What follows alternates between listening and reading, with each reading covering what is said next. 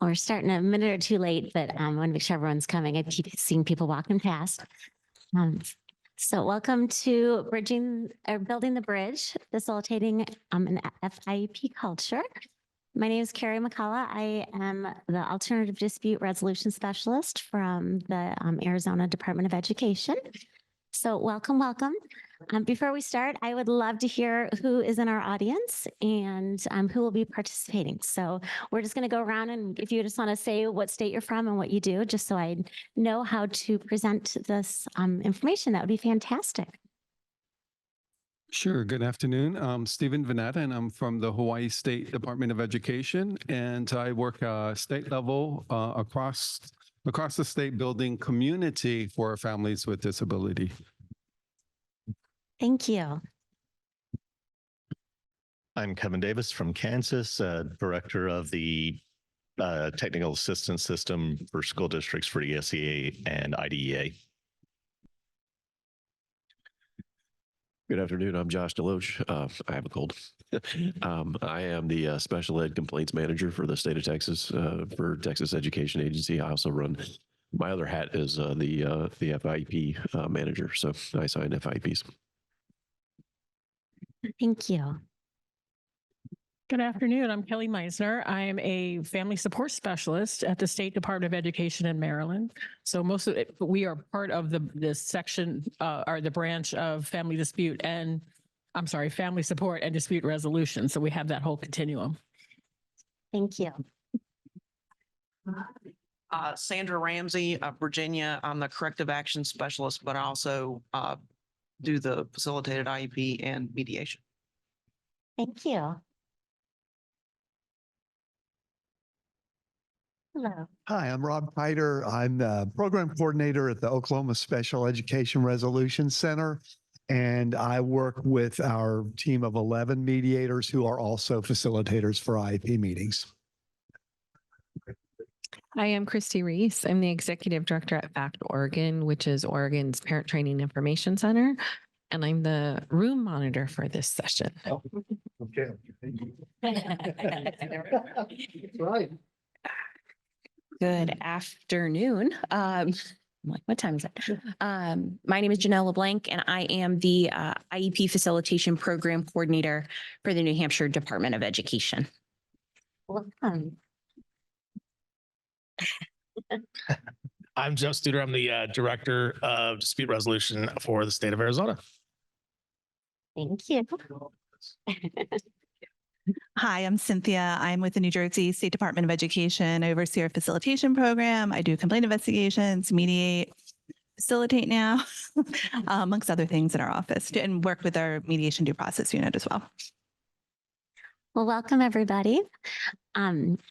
We are going to have a very interactive discussion. So if there's ever anything you want to talk about, just please speak out. You don't need to raise your hand or wait till the end. So just, speak out, ask questions as we go through this. This is just what we do in Arizona. I want to learn from all of you what you do in all the other states so that we can all grow together. So please feel free to share anything that comes to mind, or if you have any questions. So I always have our agenda, just like a facilitator would do. So we are starting with a welcome. The purpose of today's session is to create a facilitated IEP culture where schools and families collaborate to support student success. I come at it from kind of a different angle. I'll go through my background in a minute, but I really look at not just that document that we are working on at facilitated IEP meeting. However, I look at the program. And so when we're talking today, we're going to talk a lot about ways that you can implement the program and make sure that you have a communicative program throughout the year, and not just that 1 hour or 2 hour meeting.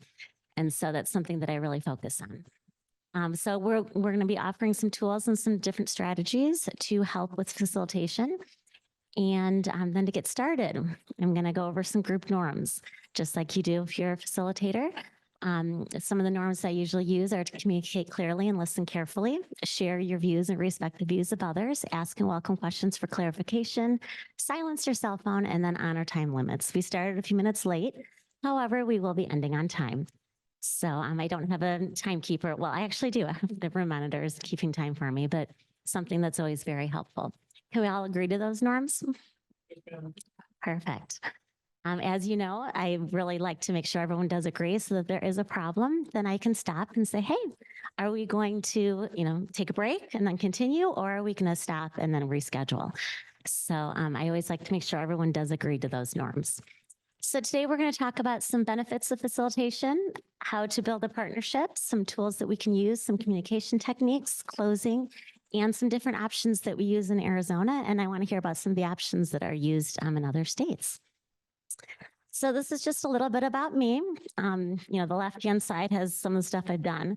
The right-hand side, though, is what really makes a difference, especially when I do a lot of these presentations.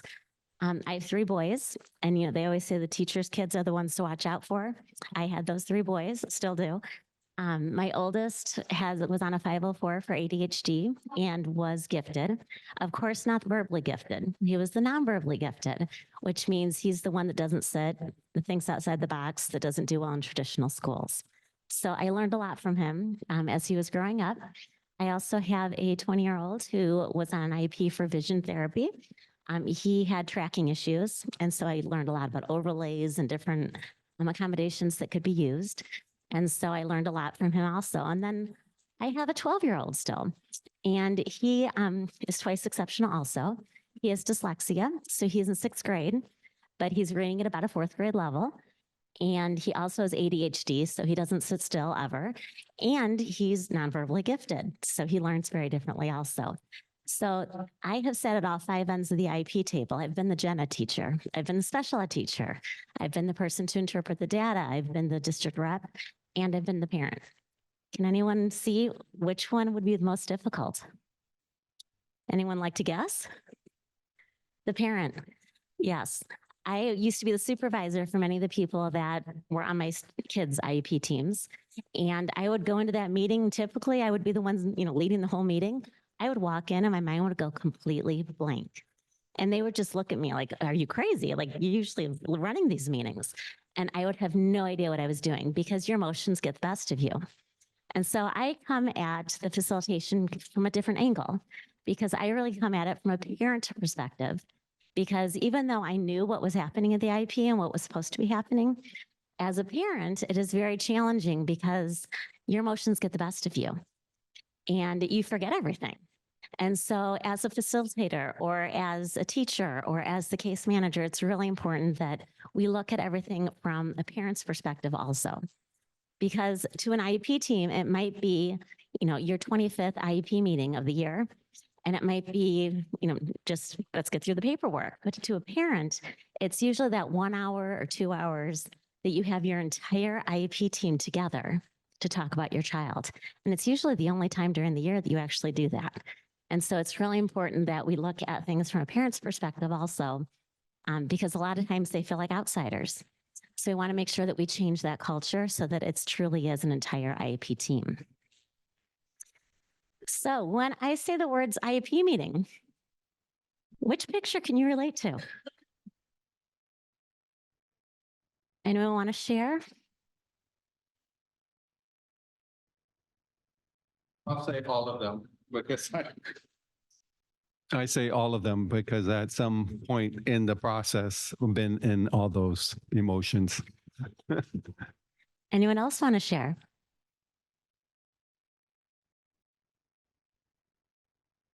Well, just looking at the pictures, I know that when we're sitting at meetings sometimes, you don't expect something to be said. And so you're shocked. And usually it's one of your teammates or somebody who you're like, oh, I didn't realize that was happening in the gen ed classroom, and your mind goes blank. Sometimes for number 2, when you think about different advocates, different attorneys, different people who can be at the meetings, sometimes you're thinking to yourself, oh goodness, how am I going to get through this one? Or number 3, sometimes there is so much conflict and disconsent that it's very, very hard to get through meetings. And so you're feeling like, I don't want to be here. But the hope is that we can create a culture where everybody is feeling like number 4, just happy and peaceful. And this is just a routine meeting because we already have that relationship built. We already have that trust built. There's nothing new coming to the meetings. And so we can create that number 4. So for nearly 4 decades, there's been studies that there's been negative parent experiences as well as staff experiences through IEPs because of excessive paperwork, lack of parent inclusion, overuse of jargon, and confusing procedures that typically include professionals focusing on that paperwork instead of on the culture. And so it's really important that we start looking at the collaborative practices instead of that paperwork. Now, don't get me wrong, the paperwork's very important.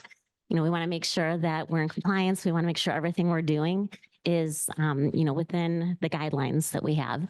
But it is very, very important that we start looking at those collaborative practices and making sure that everyone is feeling a part and being heard in those meetings. It's also really important that we are looking at the jargon. We're making sure everyone's understanding everything. Because a lot of times as educators or in this profession, we use a lot of jargon that could mean 12 different things. And I always use the example of that, when I was a couple years ago, when my 2 older boys were younger, I used to think LOL meant lots of love. And so I would type LOL in text and I thought I was, this hip mom. Oh, no, because then they explained to me, no, it's really loud or laugh out loud. And I had no idea. So we want to make sure as we're, talking to parents and as we're going through things that when we use jargon, we want to explain exactly what we mean, because it's really important that everybody is on the same page and everybody's understanding what's going on. So IEP facilitation is a student-focused process in which a collaborative team shares responsibility for developing an IEP that is reasonably calculated to provide a student with faith. And it's done in a structured environment where decision-making is managed through facilitation skills. So as we're doing facilitation, we want to make sure that we are student-centered and that everybody is sharing that responsibility in a collaborative manner. So think about your perfect IEP meeting. Think about what would happen in that perfect IEP meeting. If you had in your head the perfect successful IEP meeting, what would be some things that you would see? Hopefully it wouldn't be this cartoon where you have everybody sitting on one side and then the parent and the advocate sitting on the other side. Because it's supposed to be funny, but unfortunately it's true. Is there anyone who would like to share something about what they would visualize in the perfect IEP? I think I've seen 10 cards with names and positions. Yes, Sorry. sorry. 10 cards with names and positions. My husband could never remember who was who and why were they there. Yes, and that's true. What else would you see in a perfect IEP meeting? Maybe included with those names and positions is why they're there. Because a lot of people don't understand, like an occupational therapist, they aren't just there for handwriting. They do a lot with sensory. They don't understand that speech and language pathologists aren't just articulation, but they do expressive and receptive language. A lot of gen ed teachers, when they're there, they think that they're there just to fill a seat because they are supposed to be signing the paperwork, but they don't realize they're the expert in that content and that they are there to make sure that the student is, or the parents are hearing exactly what should be happening with their typical peers. It's not necessarily during the meeting, but what I find is so important is that everyone be able to enter the room at the same time. Oftentimes it's everyone but the parent sitting comfortable, settled, and then the parent is invited in. Well, and sometimes some districts and some schools around Arizona, and hopefully in other places, they actually all go out to greet the parents at one time and walk in together. Because there's nothing more uncomfortable than when you walk in and the teachers or staff members are all chatting, and usually it has nothing to do with the student. It's, what they're doing over the weekend or what their own kids are doing or different things. But all of a sudden there's this silent hush. And how uncomfortable is that for the parent to walk into that silent hush? And so it really is important to start that meeting off, making sure that everyone is feeling comfortable. So some of the benefits of the FIP culture is to provide a predictable and transparent structure, maintain focus on students and their needs to support full participation of all the team members, strengthen partnerships between families and staff, and also provide an opportunity to resolve conflicts if they should arise. I know this is Special Ed 101, but a lot of people don't understand that process. You can't skip to placement if you haven't gone over present levels. And I know sometimes parents come in and all they're concerned about is where their child's going to be next year or what they're going to be doing. But it's really important that we start off with those present levels and that we have a standardized, predictable manner in order to proceed. Also with those present levels, a lot of people wait until the last minute or during the meeting to gather those present levels. But how can we gather the present levels, at the meeting and then still have the goals and supports in place in that draft in order to make sure that we're giving everyone what they need? A prime example is from my own children.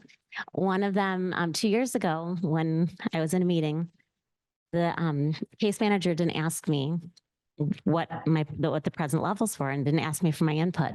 So I was at the meeting, and with dyslexia, my son is never going to be a fast reader. His fluency is always going to be slow, but she was really focused on his fluency. And I kept saying, hey, by the time in 4th grade, which was at that time, he's no longer reading. He's not learning how to read. He's reading to learn, not learning to read. And so I'm not worried about fluency. But she had 4 wonderful fluency goals in the IEP. She put a lot of time into it. But because she never asked me what I was concerned with, she didn't realize that I really was more concerned with comprehension.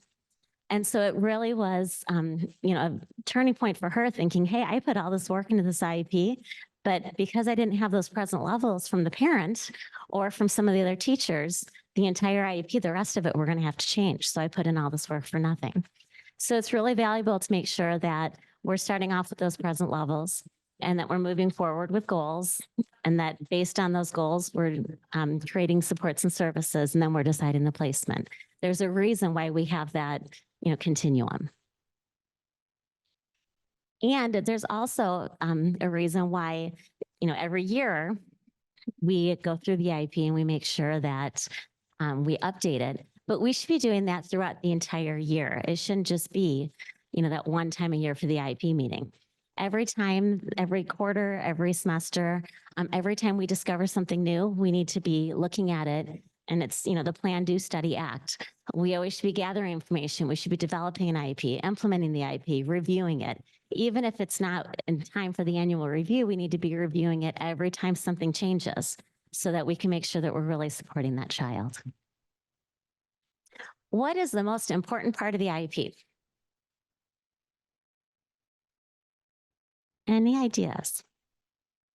What do you think is the most important part of that IEP? There's so many pieces of it. Oh, come on. You guys know. Everyone's in that coma stage from lunch. Present levels are super important, yes, but there's even something more important. What's best for the kid? Yes. So basically, the student is the most important part of the IEP. And so we want to make sure that everything we talk about is student-based. So some schools that I've seen, they actually put a picture of the student on top of the agenda, or they have a picture somewhere on the table just so they can remember that everything we do is based on that student. It's not, getting through the paperwork. It's making sure that everything we're looking at is student-centered and that we're doing everything we can to support that student. It also takes the entire team to create a strong IEP. We want to make sure we're getting perspectives from everybody. There's a reason why there are the mandated roles that are in an IEP at the meeting, and we want to make sure that they are all there because they all come from different perspectives. And we want to make sure that we are gathering everyone's perspective to ensure that we are really supporting that student. Creating a partnership is one of the key pieces to have a successful IEP and to have a successful program. We want to make sure that we are communicating from day one with the family, and everyone is sharing exactly what's happening. We want to make sure that there's lots of positives as well as the weaknesses that we need to focus on. We want to make sure that we're following through with everything we're saying. So if you say you're going to do something, we want to make sure that you're doing it right away. There's nothing that we can do, quickly to get rid of the trust than to say we're going to do something and not do it. We also want to make sure that there's pre-meeting communication. So we want to make sure that we're giving advance notice Just because a parent can't come to, a meeting at a certain time doesn't mean they don't want to be there, but it might be that they physically can't be there for some reason. Maybe they, can't take away off their job. Maybe there's something else going on in their family. So we want to make sure that we're giving ample time to plan those meetings. Also, sharing a draft of the IEP and sharing an agenda. Some schools don't share drafts, but it's so much easier to have a draft done in advance and share it so that the families can look at the draft beforehand, make sure that they understand what's going on, and then ask questions beforehand. Because then at the meeting, it goes much smoother, and then we know exactly what is happening. Gathering that input, like I said before, is so important because then we know exactly where the meeting's going to go, and we don't have that picture of the girl that we had at the beginning with that shocked face because we know it's going to be happening. We also want to make sure that we have a welcoming environment. So little things like having in the middle of the table, a little basket full of papers or pens or pencils, making sure that we have coloring books or different Legos or different things for siblings that are not supposed to be there, but that always come. We want to make sure that we are prepared for all of that. Also having tissues, because it can be emotional. And there's nothing more uncomfortable for a parent to have, tears running down their face and they're wiping it on their sleeve. And so just making it a really comfortable and warm environment makes a huge difference. Something else that we mentioned before is making sure that we're greeting the parents when they arrive, that we're not just ignoring them as they walk in the room. Seating arrangement is so important. Also being hospitable, just having mints or having chocolates, having a bottle of water ready for the parent. All those little details make such a big difference. And then the most important part of creating that partnership is to ensure that we are listening. And that doesn't just mean listening with our ears and hearing what's being said. It means to actually listen. So I'm going to show a little clip about what it means to actually listen.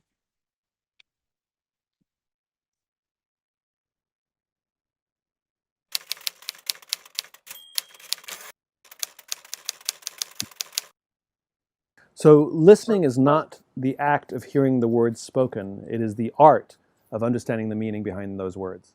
When people say you're not listening to me and we simply parrot back the words that they were said, congratulations, your ears work. That is the act. That is the act of listening. But the art of listening is creating an environment in which the other person feels heard. Now you notice what I said there. The other person, and I used an emotional word, feels, right? I don't want to know that you heard the words. I want to feel heard. I want to feel seen. I want to feel understood. And that is a learnable, practicable skill. So there are many parts of it. It's things like replacing judgment with curiosity, right? That's a hard thing to do. We're a pretty judgy group, right? To be curious why someone has a point of view. It's creating a safe space for someone to, as my friend Dia Khan calls it, empty the bucket. So even if we find what they're saying just reprehensible, right? You're never going to be able to actually have dialogue until at least one of the parties gets the opportunity to say everything without judgment. And as she calls it, emptying the bucket. And once somebody feels like they've completely said everything, then they're more apt to listen to you.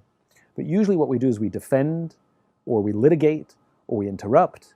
We point out flaws in logic, which is just frustrating. And when you point out some flaws in somebody's logic, because we're all imperfect when we speak, and we all choose the wrong words at various times. And that's not what I meant. You know what I meant is what we have to say. Well, what if you know what you meant? Then why don't you say what you can see how this spirals. But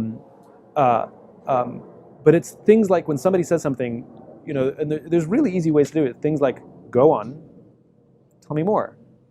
What else? And they keep talking. And you go quiet, they feel the space. And tell me more. Go on. And eventually, it's all out.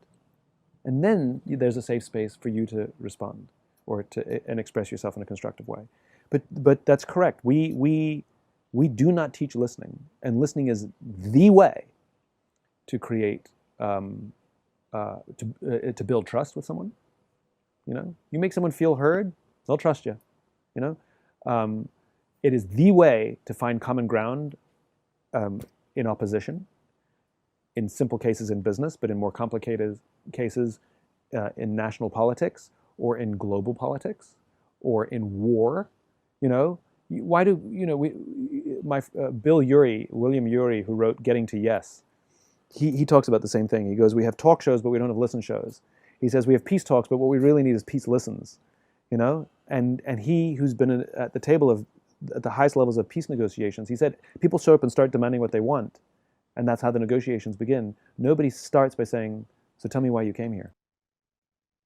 Different ways to think about, some different ways to think about what listening actually means. Because a lot of times we listen with our ears, but we're not actually listening. And we're not, we're thinking about what we're going to respond with instead of listening. So as soon as someone comes in the room and we know that we're not going to like what they hear, instead of actually listening and trying to find the root cause and trying to find out why they're coming in that way, we are building in our head what we need to do to respond to them. And so it's really important and valuable if we actually listen first and then we come up with solutions together instead of building in our head what we think should be happening next. And some of the tools that are very helpful when we do have some IEP, when we do have facilitated IEPs, is an agenda. An agenda is a logical, sequential, and predictable plan. We want to make sure that it's posted or copied somewhere so that everyone has one present. It's a great redirection tool so that when we get off track, we know exactly where we should be, and it's an easy way to get people back on track. It also helps to ensure that the person leading the meeting stays the person leading the meeting and someone doesn't, like an advocate or somebody else, doesn't guide them in a different direction. It's also helpful if one is adapted for the entire school so that we make sure that everyone is familiar with it so that there's no surprises during the meeting. Because if there's one for the entire school or the entire district, then that kindergarten who comes in with an IEP, then it's the same procedure and the same process when they're in high school. So everyone's familiar with the process. It also fosters meeting efficiency. It makes sure that meetings are run in an efficient manner so that we can get them done fairly quickly.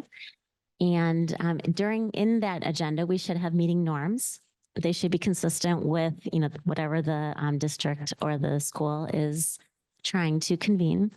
And we want to make sure that everyone agrees to those norms. Because you usually don't need those norms, but when you need them, then you have to have them in place before the meeting begins.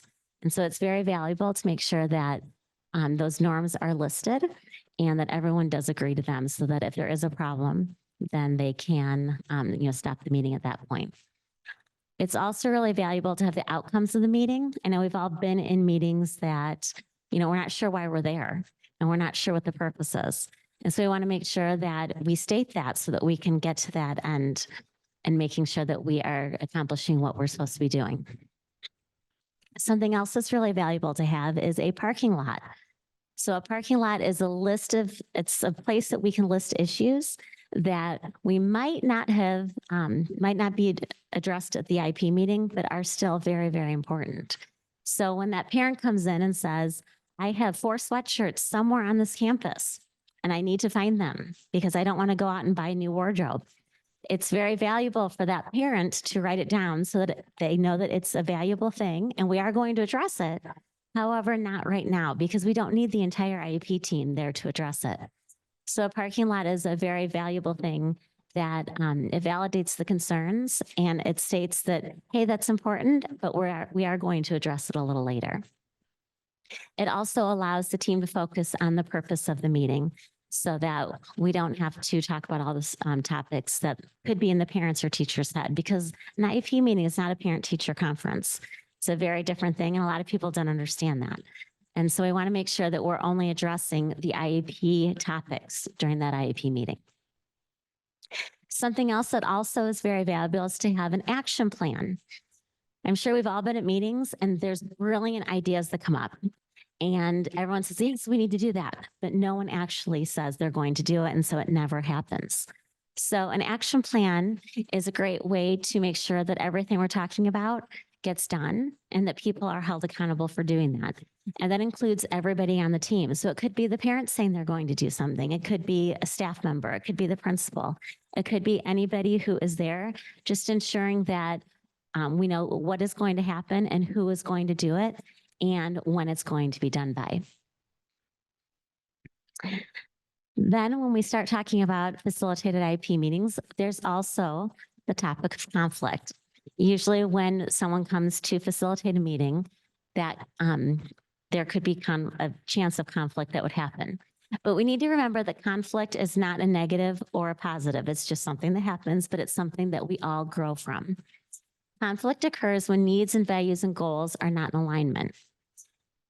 Usually when we have conflict, a lot of times it's because we have different perspectives. It's not that we're all trying to achieve a different goal. It's that everyone's coming at it from a different direction and we need to find a uniform way of discussing it. So some of the possible ways to handle conflict is to empathize, to make sure that we are actually listening and focus on the speaker's perspective. We're not just going in and coming up with what we think should happen. We're listening and we're coming up with solutions together. We're checking for understanding by paraphrasing or restating what is being said in a neutral language. We ask for different options and we encourage participation through open-ended questioning. One thing that I love to do is reframing. Have you ever been decorating your house and you have a picture that maybe a parent, handed down to you that looks very old and it's on the wall and you think to yourself, hey, we need to do something with this. And you bring it in and you just put a new frame on it, same picture, but with a different frame, and it changes the whole look of it. That's what reframing is. We want to make sure that when people are saying things, then we are putting it in a neutral language and keeping the same context, but putting it in a different frame of mind. So something, for an example would be if a parent came in and said, I'm really angry. You're not teaching my son what they need. They don't understand math facts. And what are you guys doing? Well, reframing that would just say, hey, I hear what you're saying. Your son is struggling in math, and what are we going to do in order to help them? And so just making sure we're taking that emotion out of the words and putting it into a different language so that it's there's less emotion and that we can really understand what the root problem is. It's also focusing on the core needs, one concern at a time, and making sure that we are looking at those root causes that are causing the concerns. Because sometimes it might have nothing to do with the school, but it might be something that happened in the past. So maybe their previous IEP meeting did not go well, and so they don't have a lot of trust for the IEP team. And so we want to make sure that we're looking at all those root causes to ensure that when we are talking to the families or when we're talking to staff, that everybody understands what is truly happening and what the true problem is. It's also taking a learning stance and not a telling stance. I always say be curious and not furious, because it's really important that when we are talking to families that we're letting them get everything out that they need, or when we're talking to staff members, making sure that everybody's on the same page and everybody is being heard, because that's the biggest source of conflict is that people are not feeling heard, and they want to make sure that we are understanding where they're coming from so we can come up with a solution for everybody. Also, some questions to consider when we're talking about a meeting, when we're talking about closing the meeting. We want to make sure that was a consensus reached. A lot of people think that at the end of the meeting, it's a vote about, it's 3-2. Yes, we're going to keep this accommodation, or it's, people are saying yes and no. But we forget that it really is a consensus, that we need to come up with something that everybody can agree to, that they can live with and they can support it and they can implement it. It might not be your first choice, but it's something that everyone can live with and support. And so as we're going through consensus, we want to make sure that we are finding something that everyone can agree to. So it might just be a little tweak of something that we need to change in order for people to agree to it. So I always chuckle when people come in and a parent wants something, and this is what they want. They want that one-on-one para support. And, this is all that they want. Well, that's a possibility. And so I would never say, no, we're not doing it. It's a possibility. So, on chart paper or something, you might want to write, one-on-one para support. And that's one possible answer. But there's also a million other answers. And so to go around the team and make sure everyone is feeling heard, make sure everybody is stating something that they can live with and that would possibly resolve the problem. and then going through it and talking about the harmful effects of everyone or the benefits of everyone. Because, little do the parents know that that one-on-one para, even though it sounds great, it also can be, a detriment to their child too. And so we want to make sure that everyone knows that there are harmful effects to everything that we're doing. Pulling a student out for more resource time. Well, they're missing out all the stuff that's happening in the gen ed classroom. And so is that really a benefit to the student? So we want to make sure that we are listing out all the possible options that we have when there is contention, and that coming up with something that everybody can live with. Because maybe it is just, a push-in teacher. Instead of one-on-one para support, we have a push-in teacher for 15 minutes to come in and just make sure that the child is getting organized, or, something of that sort. So we need to make sure that we're listening to everybody's perspective and gathering information from everybody to ensure that a consensus can be reached. Also, we want to make sure that all the key parts of the meeting are being reviewed at the end of the meeting. And we want to make sure that everyone knows the expectations once they leave. So we want to make sure that, if someone says they're going to do something, if we have that action plan, or if we have it written down somewhere so that everyone knows exactly what's expected once they do leave. Also thanking the team, which sounds so silly, but just to make sure that everybody knows what, that they are appreciated and that they are a true valuable part of the team. We oftentimes think at the end of the meeting, it's time to go and we're just going to leave, and we forget about all those important pieces. Also, to follow up on the mood of the meeting. When people are leaving, how are they feeling? If you see a parent walking out that doesn't really seem like they had a great time in the last hour that you were together, it's a great idea to follow up and to make sure that we are making sure that whatever is going on in their head, that we are here and that we are listening, and that we're making sure the parents are feeling heard. Also making sure the roles and responsibilities, that they're clearly defined and understood. So everything that we said is going to happen during that meeting, we want to make sure that everyone knows what to expect and that they know what they need to do in order to accomplish it. And then lastly, what a lot of people often forget is that IEP is a legally binding document. So we want to make sure that everyone is aware of that and that they all agree that they're going to implement it as written.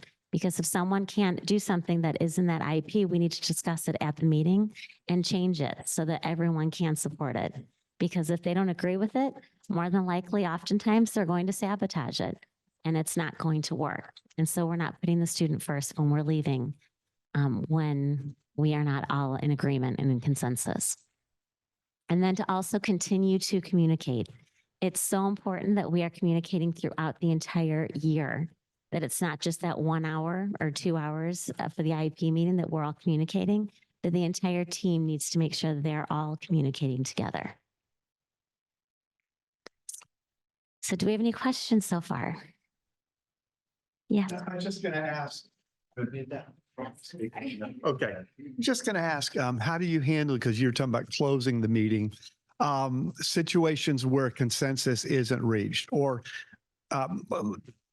put it this way, the parent maybe had ideas and proposals, and those ideas were really given serious consideration. They were deliberated on, but at the end of the day, the school team did not feel like it was appropriate and had to make a decision because they're required to provide FAPE. So how do you deal with that when, what the parent wanted, was they don't agree. They just don't agree. And it's tough. And, depending on the situation, obviously, if you can't come up with anything for the parent to agree, then the school, the district rep or the PA person, they make that final decision. And they have to make sure that they write a very strong PWN, making sure that, everyone is in agreement that, this is what happened during the meeting. And unfortunately, we could not come up with a consensus. But hopefully, when there is the piece that people cannot agree on, that everyone is going to talk about it and possibly write, on a piece of paper, or post it somewhere. These are all the possible solutions, and including the parent solutions, because it might not be something that everyone agrees with, but we need to make sure that everyone is feeling heard and that we are showing that, if there's an assistive technology device that a parent wants, and maybe it's a $30,000 device, but the school has one that's $10,000 that actually might be more appropriate for that child. But the parent heard from the neighbor that this device is the one to have. So, that's a possibility. List it. So it's, we're not going to say no because that instantly puts up a wall between us and that loses that relationship.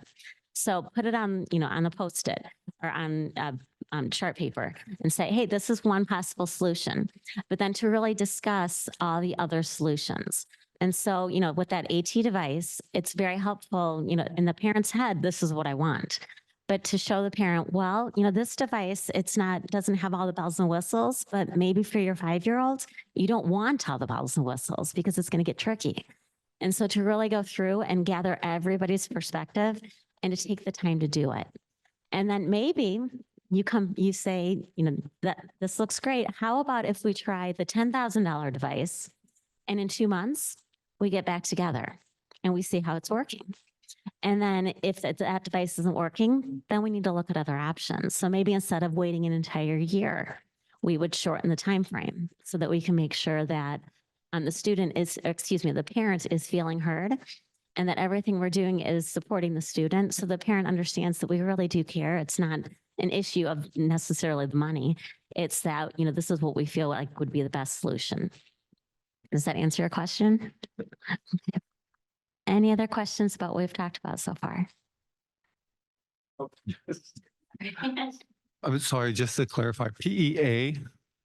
Yes, thank you. And that's that jargon. The Public Education Agency. So some people, it's LEA, it would be the local education agency, but the PEA is the Public Education Agency. So in Arizona, we have a lot of charter schools. So we don't just say districts because we have so many charter schools that the Public Education Agency would include both public schools and charter schools because we have a lot of charter schools. Any other questions? And that's a prime example. And I'm glad you asked because that jargon that we use, I'm sure many of you are probably like, what is a PEA or what is an LEA? And so we want to make sure that everyone understands because, obviously you're very knowledgeable on the subject, but it's something that, you don't use.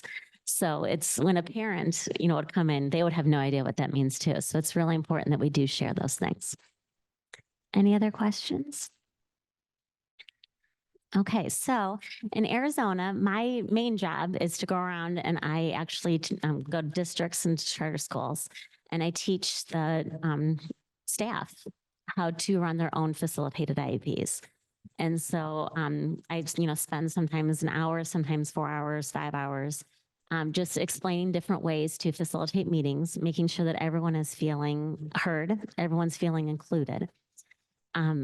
So with that said, we also have a state coordinated FIEP program, which is something that the state at no cost, we assign facilitators that are contracted through the state and we assign them to different cases. The parent and the school do have to both agree and they go and they facilitate the meetings trying to ensure that the school and the parents are on the same page. And I'm actually in the midst of I've only been in my position about 1.5 years. And so I'm starting to contact some of the schools to see if it is making a difference because hopefully the next time they have an IEP meeting, they don't need a facilitator because they've worked through some of the problems before. I'm also in the midst of gathering data to see if the trainings are actually helping because, sometimes we do trainings and nothing changes. And so we're trying to see if those trainings actually are helping. But I would love to hear what is happening, with you guys, how you are running facilitation in different states and different areas, or if you have it, if it's something that you're trying to get started, just what you're doing with facilitation. So would anyone like to share what they are doing in their role or in their state with facilitation?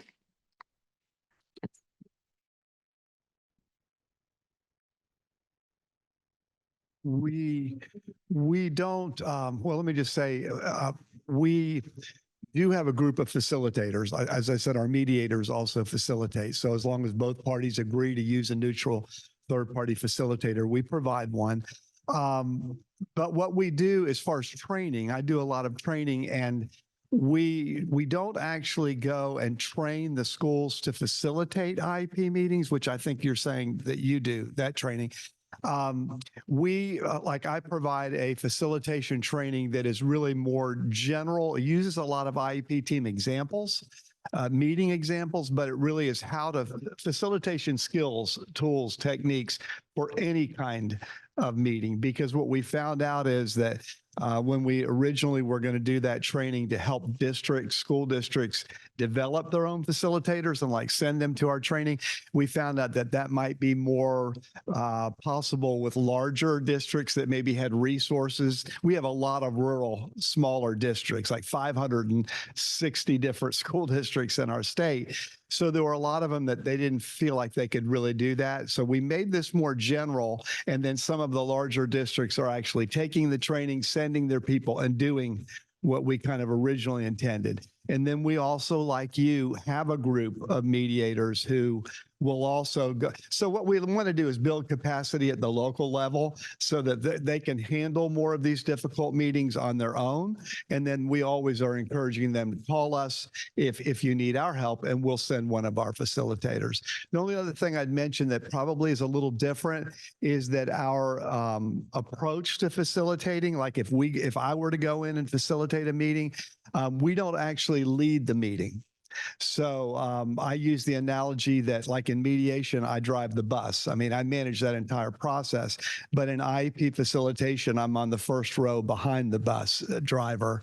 And what we say to them is our role here is to assist the team as needed in having the best conversation possible. And so some meetings I may do a lot of observing and not a lot of intervening, and things seem to go really well. Then there are a lot of meetings where maybe there's quite a bit of intervening, but that might be a little bit different role than I know some facilitated IEP meeting facilitators would take. Because I actually, after I set the tone and go over those communication guidelines, like you mentioned, and kind of set the tone for cooperation, ask them if they have any questions about what we're doing or what my role is, I turn it over then to the school and they walk through the agenda. And then I'm just kind of back there and assisting as needed. Yeah. Thanks for sharing. I'm in California and I work at something called a SELPA, which we support 11 districts in the area. So we get called either by the district themselves or the parents can reach out, contact us either by phone, or we recently put something on a website that they can fill out a form to do. We will facilitate it if it needs to go higher to like mediation and stuff like that. It ends up going to like administrative law judge or something like that. But we do process and not content. So, and we have to remind both parties again, like I'm not here, even though like I'm a BCBA and a lot of times I get called in on the cases where it's behavior and ED kit or something like that. And occasionally I might say, I want to put on my other hat and ask you this question. But yeah, and we probably do like at least 30 or 40 a year. Thank you for sharing. Anyone else want to share? Yeah. So part of what my responsibility is with the state FIEP process is very similar, which is we have 5 contractors that we assign. They each have their own specialized background. So like, for instance, one of them is a former speech pathologist. Another one is a former special ed director. There's other ones that have different backgrounds. And so they're assigned based on that. And so we have a BCBA that serves as a facilitator. So if the issues are, behavior based, then obviously I'll do my best to assign that to the BCBA. So it seems to help, but every time that a facilitated meeting occurs, we have, a feedback form, and one of the feedback form thingies that they consistently put on there is, just, I guess, general training for facilitated meetings and just kind of just, conflict resolution and stuff like that. All of my folks are good at it. They just, it's a skill, so you have to work on it, right? And so you have to continually, train on it and learn the updated terms and stuff like that. So So I'll probably use a lot of the stuff that you're out here to show them that. So Thank you. We brought in Kita Ed to our area. And even though all of the district staff went through it, they still like will come into a meeting and we're like, we sat in the same training that you did. And a lot of them just don't like dealing with conflict. And it's like, you learn the same skills that I did too. And then we did the Pepperdine one during COVID. So yeah, it just takes practice doing it. So. Well, and even I do a lot of trainings and I do a lot of repeat trainings. So one of our largest districts in Arizona, I go to every couple months for different trainings, and I train the gen ed teachers as well as the special education teachers, because a lot of times the gen ed teachers don't realize they really play an important part and that they have to actually implement what is being, put into the IEP. So if there's an accommodation they can't implement, they need to speak up, because once it's done, then it's there. And so just continuing that training and continuing to make sure that, everything that we're saying is actually being done. And, having the staff, the supervisors and the directors and different people supporting that is key, because we want to bring it to their level. And that's why, we train the different schools, hopefully, so that people within the school can lead those meetings and they don't have to constantly be calling, the State Department to have a facilitator come out, so that they can do it all, in-house. So that's the hope that we're trying to do. And I was just going to ask, is the training for your facilitators or is the training for the schools? So this particular thing is. We're being recorded. Oh, okay. Sorry, I didn't know we were being recorded. All right. Hey, Mom. No, so the survey that gets sent out and the feedback from the survey was that the facilitators themselves wanted the actual training. They get training anyway, so they get training when they onboard.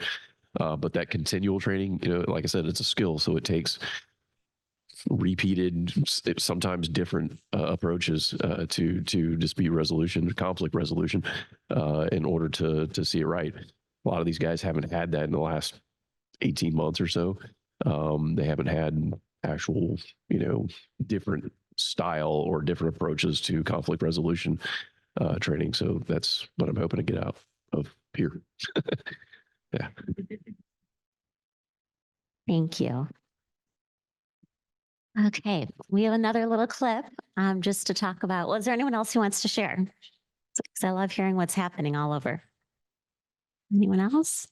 Okay, we have another little clip about negotiation and just a mindset that we want to go into when we talk about having conflict.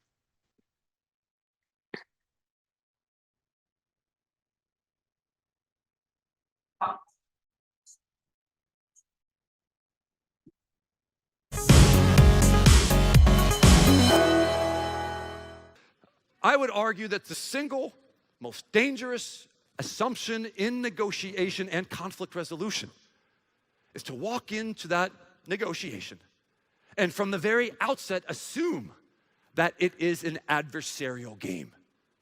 It is me versus you. That's the tribal mindset. See how easy it is to put you into that mindset. Yes, Sandra and I might have demonstrated a little toughness and adversarialness here, but there was nothing in the rules that precluded any of you from working together. And the single most powerful thing you can do to change your outcomes, to have a better, more peaceful world and a more efficient and productive business organization, is to shift that mindset. It's not me versus you in this conflict situation. It is the two of us sitting side by side, facing the same shared problem. It's not me versus you, it is us versus the problem.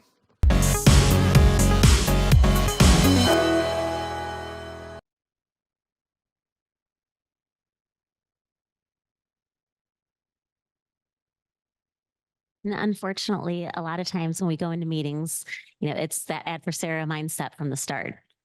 Depending on what has happened in previous meetings, people come in and they don't feel like a team.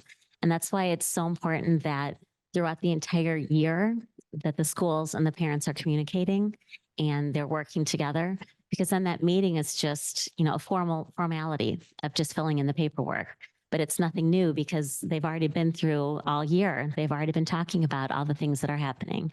They're already very open with each other. They already have that relationship and they already have that trust. And so, that meeting is a very valuable piece, and it's creating the document that we do need to follow.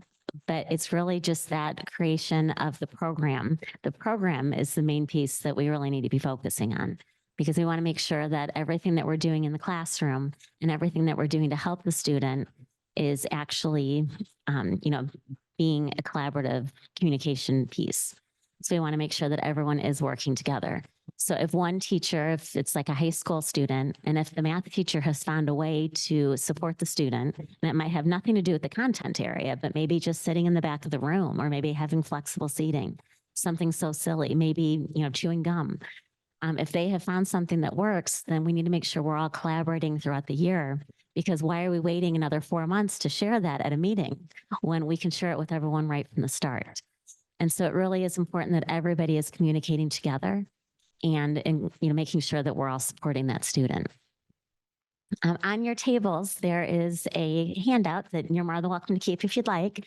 It's something that I share with the schools that I go to. And there's just at the top, there's different resources. So like there's sample agendas, there's sample action plans, there's sample scenarios that you can do. There's a bunch of different pieces for conflict resolution. So there's probably 30, 40 different samples of things that you can, use. And as an educator, I always, we steal whatever we can. It's silly to reinvent the wheel. So if anyone has anything that they use that is really successful, I would love to see a sample of it too, and we can maybe put it on so that everyone can use it. So that's something that is one of the QR codes. Then also facilitated IEP information. So if you have concerns, and we have an online form that we would fill out for to request a facilitator. It can be filled out by the parent or the school. And it's just a simple form talking about, giving basic information, and then it talks about why you want why you would like the facilitator to be there. So that is also one of the QR codes. Then also training information. When I go around the state, the focus is always facilitated IEPs, but sometimes they want to know different things. So for example, it was just a training that I did with transition meetings inside of facilitated IEPs, because a lot of people, that transition meeting just kind of gets thrown in there when it should be really leading the meeting. So why aren't we starting with that transition piece? Because it should lead the rest of the IEP. And so, whatever the training, wherever the school is having a difficult time with meetings, there's always information, and I'm always happy to come out and try to assist with that. There's also an exit survey so that I can gather data from all the trainings that we do to see how I can help with each training. I try to incorporate it so that every training is a little bit different, and that, I'm making sure that I'm hitting the key pieces of that district or of that school, because everybody has different needs. And so that's something that I try to incorporate. Do we have any questions? They always put me after lunch when everyone's half asleep. Actually, I want to be in the morning when everyone's awake and ready to go. I try to do the mints and chocolate to keep people awake, but it doesn't always happen.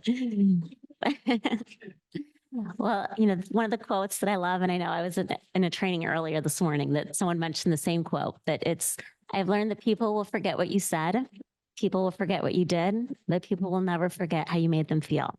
And I think that's really the culture that we're trying to create, that we're really trying to support those students, and we're trying to find a way to make sure that everybody on the team is feeling like they are part of the team.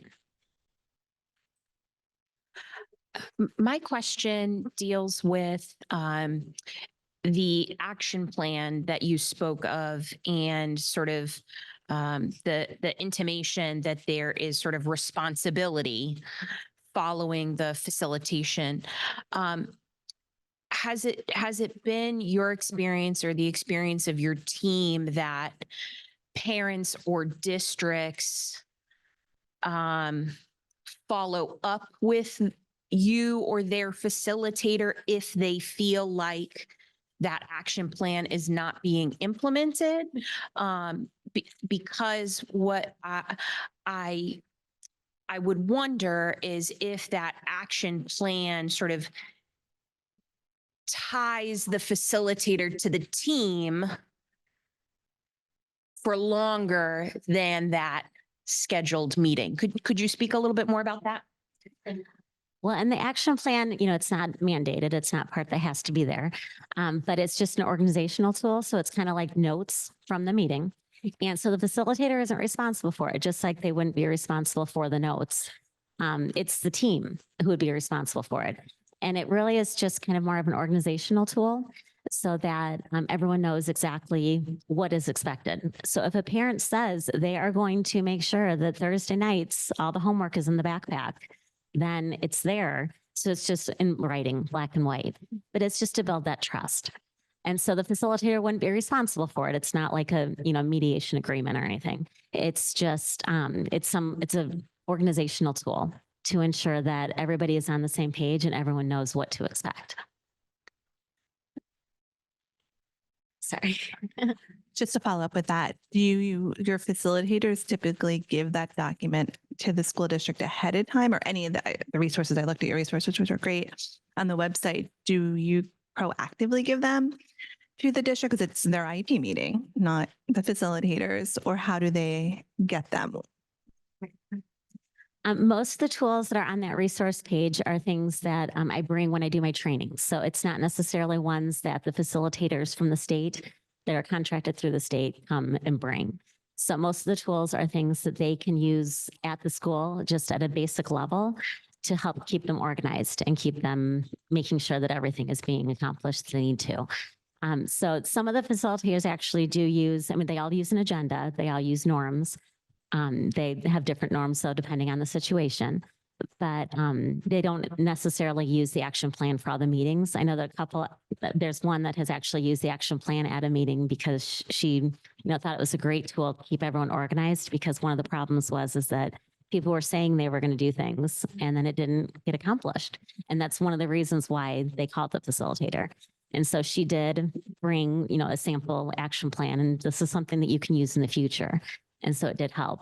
So they don't necessarily use all of the tools, at the meetings, but they use some of them. But they're different tools that I really show the different schools so that they can hopefully be more self-sufficient and that they can come up with these things so that we don't need to be facilitating, or we don't, go into mediation or state complaints.